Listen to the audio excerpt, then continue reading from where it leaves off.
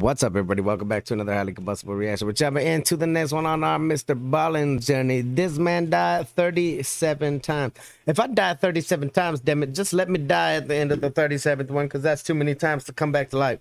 That means somebody really wants you to be here on the earth. You must have a greater purpose in life. If you guys enjoy, get over, show Mr. Ballin some love. Is coming at us for more reasons. Much love, my friend. I definitely appreciate it. Let's roll. Let's see what we got. If you Google the craziest war story of all time, the story I'm going to tell today always pops up as the #1. But before we get into today's story, if you're a fan of the strange, dark, and mysterious delivered in story format, then you've come to the right channel, because that's all we do, and we upload 3 or 4 times every week. So if that's of interest to you, please remove all of the trash bags from inside all of the like button's trash cans, and then proceed to throw away various perishable saucy food items. Also, please subscribe to our channel and turn on all notifications so you don't miss any of our weekly uploads. All right, let's get into today's story.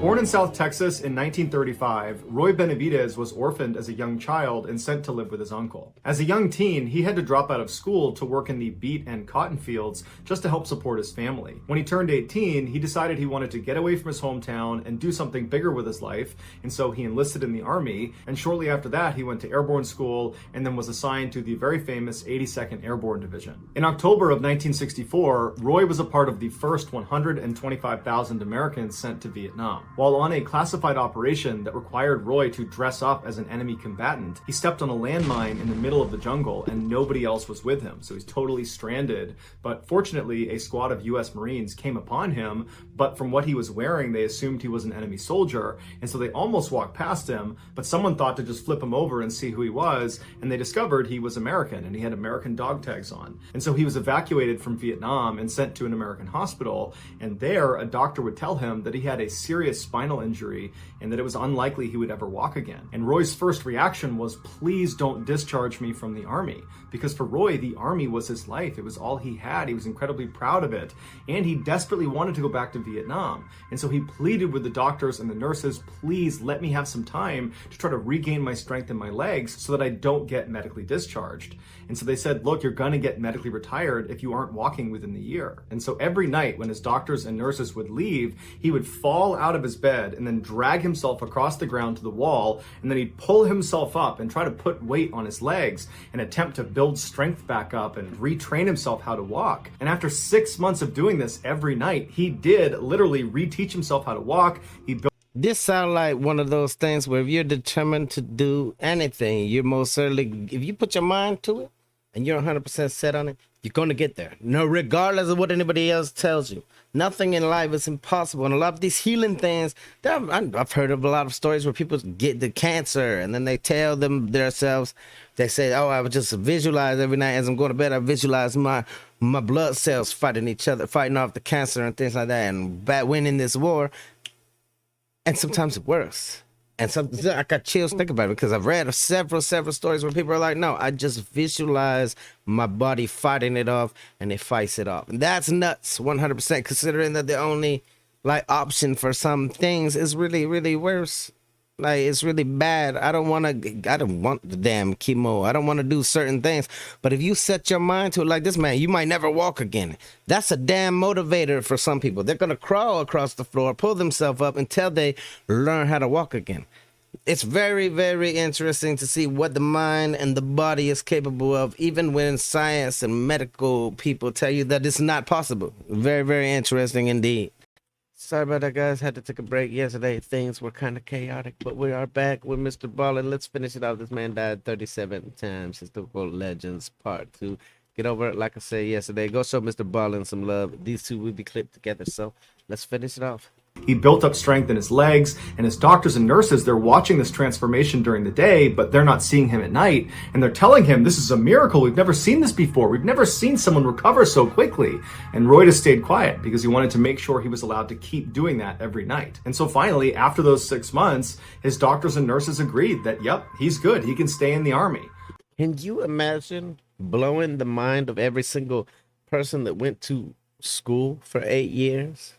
more than that sometimes to get their masters, to get everything done, their doctorate. No, 8 years of doctorate. More than that to get anything past that, any specialty thing. I know a lot of people that my ex-wife is still in school. She's a registered nurse and she's still going to school. We are damn near 40.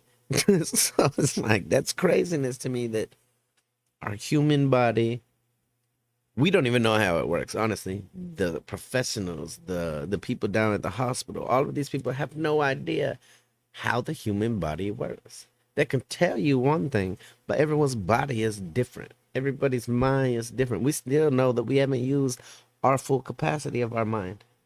Until we know everything about the human body, we have no idea what's possible and what's impossible. Nothing's impossible at this point. Not if you can make yourself walk again after they tell you you're not going to walk. But the Army said they wanted him to take a desk job because he had already been so badly wounded in combat.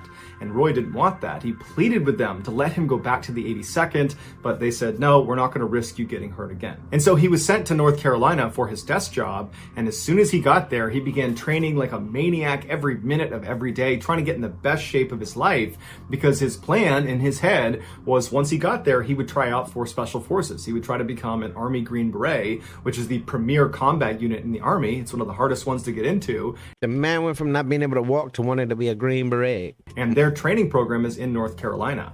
And so after a few months, he was in amazing shape, and he asked his superiors, can I go try out to be a Green Beret? And they're like, I can't believe you're even walking, but you know what? You've come this far, you can go try out. And just a couple of months later, Roy Benavidez was a Green Beret. A year later, in 1968, Christ, so Roy. 4 years after Roy was nearly killed by that landmine, he was sent back to Vietnam for his second combat tour.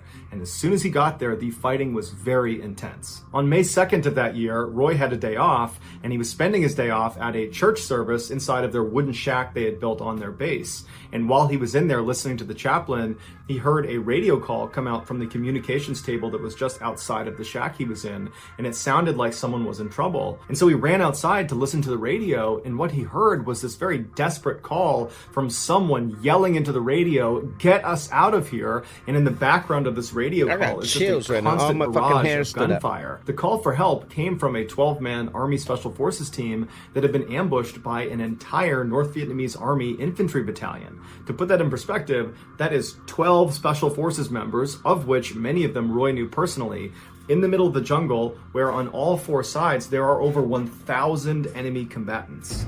As Roy is hearing this distressing transmission come across the radio, he hears overhead the sound of incoming helicopters. And he looks and he sees there's 3 birds that are coming towards their base. And so he runs over to the landing zone to greet the helicopters as they come in. And he can see as they're landing, they are all completely covered in bullet holes. And as soon as they touch down, Roy runs up to one of the door gunners, which is this 19-year-old kid. And he looks kind of dazed. And Roy asks him, what's going on? Where'd you guys just come from? Were you out there at that ambush site? Do you know what's going on with that 12-man team? And the door gunner just collapses into Roy's arms and dies. He had been shot up. These 3 helicopters had attempted previously to... Mr. Ballin, no bullshit. Never have I had so many damn cold chills or someone's explaining a story to me. It's like you're there when Mr. Ballin is telling you the story. This is nuts to me. Anybody that's ever been in war, like war is not that glorious shit that they make it out to be on TV. It's hell. On all sides. None of it is fun. Not a single tiny bit of it is fun. The only thing that you could draw back from it that's a good thing is the camaraderie that you have with the people next to you. And even they have a tendency of going out sometimes and not coming back. Fly into the jungle and save that 12-man team, but they had been shot off and had been unsuccessful. Roy helped get the dead door gunner out of the helo, and then he turned to the pilot of this helo where the door gunner was, and he asked him, are you going to go back out there and try to save those guys? And the pilot was obviously so distraught about the death of his door gunner, and also the fact that there are 12 men out there that they could not rescue, that he's chomping at the bit. He wants to go back out there. And Roy immediately volunteers, hops in the helo, and they head out to go rescue this 12-man team. So not only are there only 2 of them, but Roy was so eager to volunteer himself, he forgot his gun. So all he had on him was his knife and some medical supplies. But Roy, what are you... You found... How do you forget your gun? It's like your arm. Nonetheless, the pilot just keeps flying towards the ambush site, which was in Cambodia. It was this really dense stretch of jungle. And as they got closer and closer, gunfire started coming out of the jungle towards the helicopter. And so the pilot had to do this kind of constant zigzagging just to avoid getting shot down. And so as they're zigzagging, they notice there's some smoke coming out of the jungle. And it was very clear that this 12-man team is trying to signal to the helo, here we are, come get us, because they can hear the helicopters coming in. And so the pilot tried to fly down and get as close as he could, but anytime he got even marginally close to this team, the rate of fire would pick up so dramatically that the helo was just about to get shot down. And so the pilot began to turn away, and he told Roy, we can't get any closer, we're gonna have to get more people in here. And Roy just tells him, no, get as low as you can, and I will jump out into the jungle. And the pilot turns to him and he's like, you can't do that, you're gonna get killed.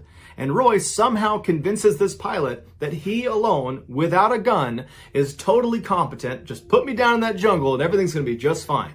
And so the pilot said, okay, and he lowered right over the canopy of this jungle, about 100 yards away from where this 12-man team is trapped. And without any hesitation, Roy just leaps off the helicopter into the jungle. Now, you got to understand that where he was jumping was where the enemy was. He was literally jumping, no parachute, no gun, no anything, just crashing through the canopy onto the jungle floor where he'll definitely be surrounded by enemy combatants. And so he plummets through the canopy, he smashes onto the ground, he pops up and just starts running through the jungle with enemies on either side of him towards the 12-man down team. And the enemy was so surprised to just see this American running through the middle of the jungle by himself with no weapon that they hesitated for a minute and they didn't open fire on him. But when they did open fire, Roy got shot in the face, in the back of the head, in the leg. They threw a grenade that detonated at his back and sent shrapnel into him, but none of it stopped Roy. He just kept on running until he made it to this downed 12-man team. And when he got to them, they were in terrible shape. When I tell you guys it is hot in this room and I feel like I'm freezing, yes, every single 2 minutes we get a new cold chill. Roy was a damn different beast. He was not human. That's an inhuman man right there. Who does some shit like that?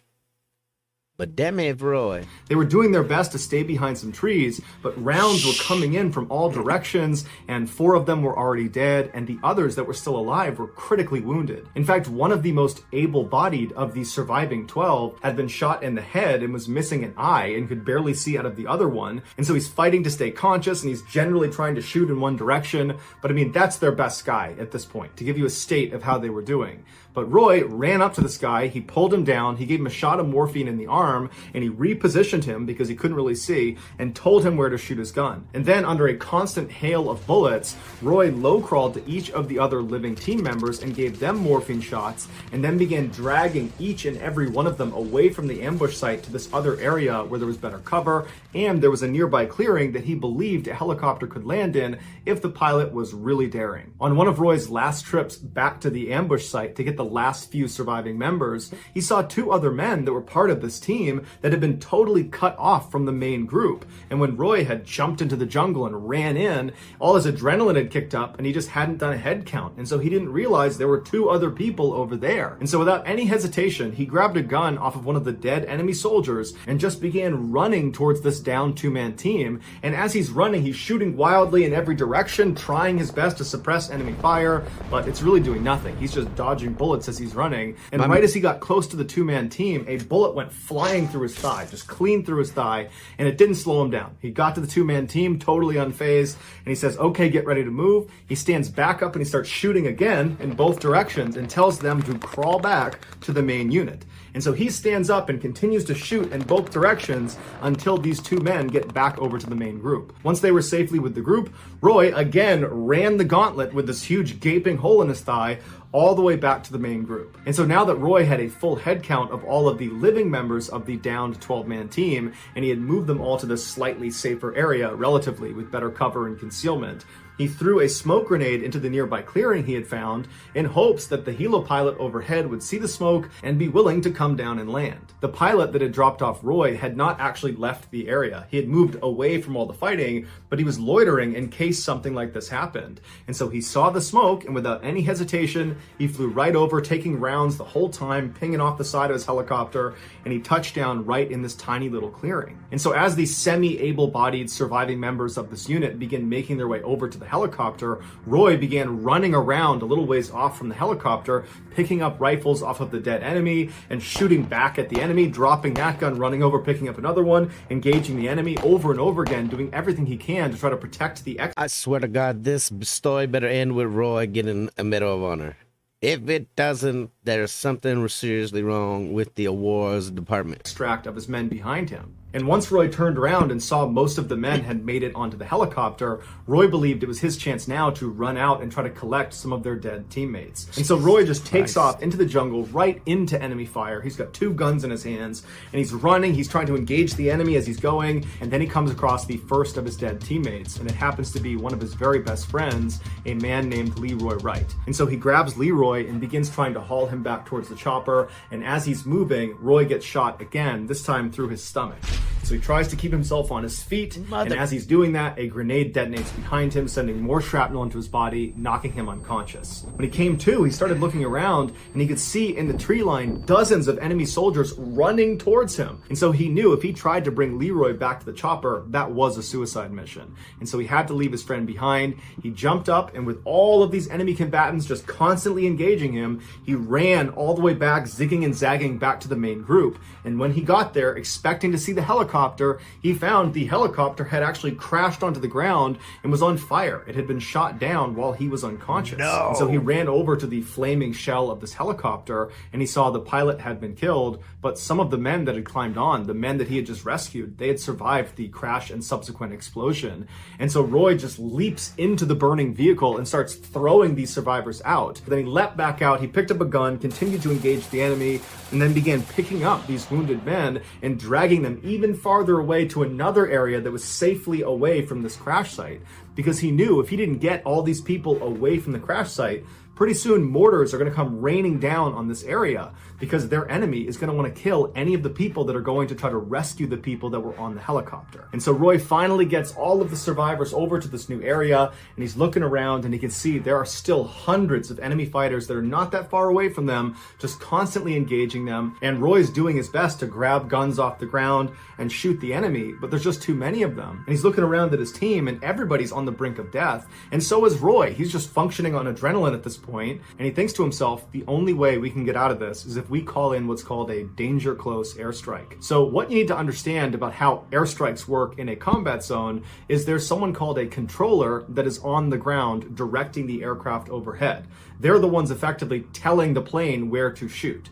And so a danger close airstrike is when the controller tells the aircraft overhead, I want you to drop a bomb right here, giving them the grid coordinates, but where they're telling them to drop is basically in the same position where the controller is. And you'd only do it if you're being overrun. It's a way to ensure your enemy gets taken out, even if that means taking yourself out. Now, the goal of the controller is not to drop the bomb on themselves or their team. The goal of the controller is to get that airstrike as close as you can to your position without killing you. And so Roy, who's physically wrecked, he's getting shot at, he's got bullet holes all over him, it's totally chaotic. He pulls out his map, he calmly finds his grid coordinates, he calls it into the aircraft overhead, and he calls in a beautiful precision napalm strike. It does not affect his team at all. He calls in multiple gun runs. None of them affect his team, despite them all being considered danger close airstrikes. And so Roy just continuously called in attack run after attack run, taking out enemy combatants all around them, completely suppressing the fire. But at some point, the aircraft overhead ran out of fuel and had to leave. And at that point, the surviving enemy combatants, which still numbered in the hundreds, they popped their heads up and they unleashed a hellacious volley of fire in which Roy again got shot clean through the leg. And so now Roy's looking around and he's realizing they're pretty much out of options. They don't have aircraft overhead. Roy's basically out of ammunition and there's no dead guys' guns around for him to grab. All of his team members are basically on the brink of death. And so Roy's thinking to himself, any minute now, we're going to get overrun. And so he crawls to each of his surviving teammates and he gives them one last shot of morphine to at least make their death painless. And then at the 11th hour, another helo comes blazing into the jungle and opens fire on the enemy, pushing them back. Roy is immediately invigorated and motivated because now he sees an opportunity to potentially survive this. He wasn't motivated enough. Once again, he grabs his teammates and begins schlepping them over to the helicopter. And after he believed he got the last of them on board, he turned and saw two of his teammates had fallen down farther back in the jungle and the enemy was closing in on them. And so Roy, like always, without any hesitation, just starts running towards them. And as he's just about to reach them, an enemy soldier that had apparently run out of ammunition leapt out of the jungle and smashed Roy on the side of the head with their rifle butt, fracturing his skull. And so Roy falls to the ground, and the soldier jumps on top of him and smashes his face, breaking his jaw. And then the soldier turns his rifle around. There's a bayonet on the front side, and he begins impaling Roy over and over again. And Roy, like out of a movie, grabbed the rifle, pulled it out of himself, threw the soldier on the ground, jumped up, got on top of him, drew his Bowie knife, and proceeded to kill this soldier. And after he was done with that, he ran over to the two downed men. He grabbed one of them with his left hand.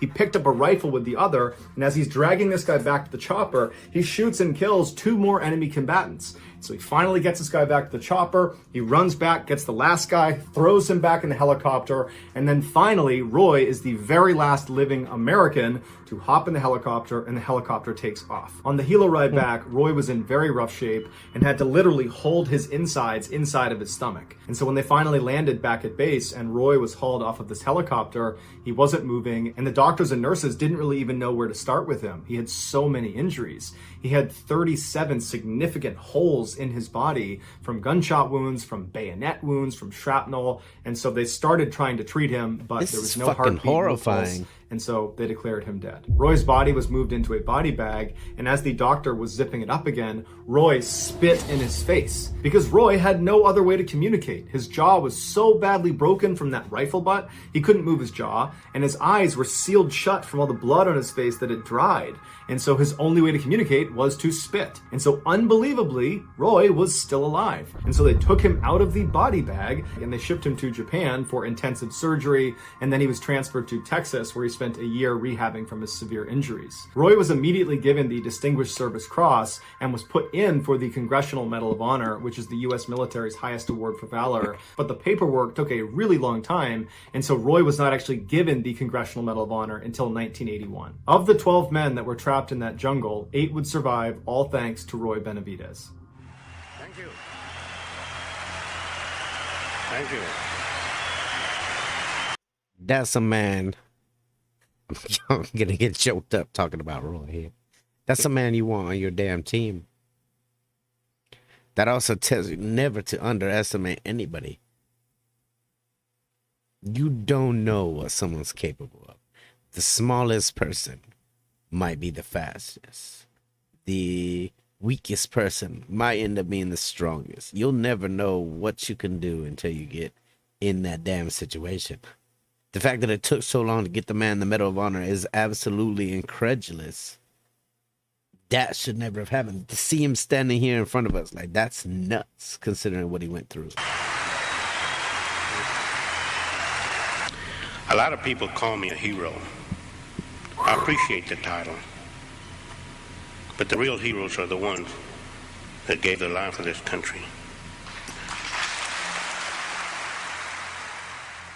Roy passed away in 1998 as a result of complications from diabetes. He was 63 years old. So that's going to do it, guys. If you found the secret in today's episode, let us know in the comments what it is and where you found it. So give us the timestamp. And if you're the first to do that, we'll pin you at the top of the comments section. If you enjoyed today's video and you haven't done this already, please take out all of the like button's trash bags from their trash cans and then proceed to throw various perishable saucy foods inside. Also, please subscribe to our channel and turn on all notifications so you don't miss any of our weekly 3 or 4 video uploads. If you want to get in touch with me, you can direct message me on Instagram or on Twitter. My username for both platforms is the same. It's JohnBallin416. I also have a ton of content over on TikTok where my username is Mr. Ballin. I also have a second YouTube channel called Mr. Ballin Shorts where I post short videos. If you have a story suggestion, please submit it to our subreddit just called Mr. Ballin. It's linked in the description below. So whether I see you on Instagram, Twitter, TikTok, Reddit, YouTube, or some combination, just know that I really appreciate your support. And until next time, that's going to do it. See ya. Hey, that was seriously one of the most intense fucking war stories I've ever heard in my whole damn life. Seriously intense. Roy most certainly deserved that Medal of Honor. I'm glad he got to see it while he was still alive, because a lot of times when you receive that medal, it's not one that you want. It's not one that people shoot for. I know a lot of people that want to get more ribbons, more medals, more, but that's not one that they want. They don't want a Medal of Honor. They don't want a Purple Heart. Why? Because that means it's you had to go through some shit. means that you were damn near death, saving people from near death, something along those lines. Most certainly, he may say that he's not a hero, but in our eyes, he will always be, for sure. Hell of a story indeed. Get over, show Mr. Ballin some love if you guys enjoyed it. The link to him is right down below. I'm going to include all his links down there because that's a phenomenal storyteller right there. Smash the like button if you liked it, the dislike button, but I won't believe you. Till the next one, highly combustible. You guys be happy, healthy, safe. I love you to the moon and back. Peace.